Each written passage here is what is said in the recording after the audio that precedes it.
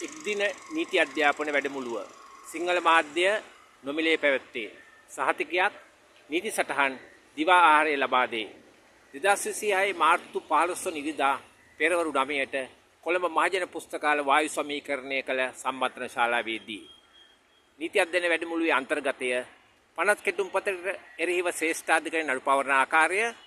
කාර්යපටිපාටිපේ නීතිය හර්යාත්මක නීතිය ලේඛන කෙටුම්පත් කිරීම ආණ්ඩුක්‍රම ව්‍යවස්ථාවේ 83 වන ව්‍යවස්ථාවේ සුවිශේෂී වැදගත්කම ආණ්ඩුක්‍රම ව්‍යවස්ථාවේ 83 ආ ඡේදය සහ එහි ඉංග්‍රීසි පිටපතේ 83 බී ඡේදයේ භාෂා පාඨ අතර වෙනස්කම් නිවැරදි කිරීමට 2025 දී මැතිවරණ කොමිසමේ සභාපති ජනාධිපති ලේකම්ට දැනුම් දීම තුළ ඉදිරි ජනාධිපතිවරණය සහ පාර්ලිමේන්තු මැතිවරණය වසර 6කින් වන ආකාරය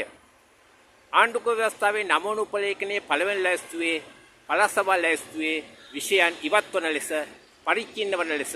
1972 අංක 7 දරන ගෙවල් කුලී පනත ඉවත් කිරීමේ පනත් කෙටුම්පත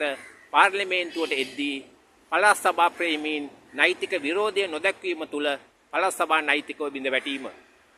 සේපාලේක නායක අලිතාලියා ගුවන් යානා පැහැර ගැනීම අතීතයට බලපාන නීති පැනවීම ආණ්ඩුක්‍රම ව්‍යවස්ථාවේ 154 අනු ව්‍යවස්ථාවේ පිහිටවන බුද්ධ ශාසන උත්තරීතර අධිකරණය සහ විහාරස්ථාන නඩු කටයුතු සම්බන්ධ මයිස්ත්‍රාත් අධිකරණයට අධිකරණ බලය අහිමි වීම ශ්‍රේෂ්ඨාධිකරණයේ මුල්වරට සිවිල් දඬුවම් නියම කරන තැනැත්තන්ට 2007 අංක 56 සිවිල්ලා දේශපාලන අයිතිවාසිකම් පිළිබඳ ජාත්‍යන්තර සම්මුති පනතේ ICCPR හිමි විය යුතු අභියාචන අවස්ථාව ලබා ගන්නේ කෙසේද? මෙම නීති අධ්‍යාපන වැඩසටහන නොමිලේ 2026 මාර්තු 15 වන ඉරිදා පෙරවරු 9ට කොළඹ මහජන පුස්තකාල වායු සම්මේලනයේ සම්මන්ත්‍රණ ශාලාවේ පැවැත්වේ. ආසන සීමිත හේයින් ආසනයක් කලින් වෙන් කරගන්න. සමායෝජක වෛද්‍ය තිලකපද්මා සුපසිංහ අනුස්මරණ නීති අධ්‍යාපන වැඩසටහන දුරකථන 071 206 33 94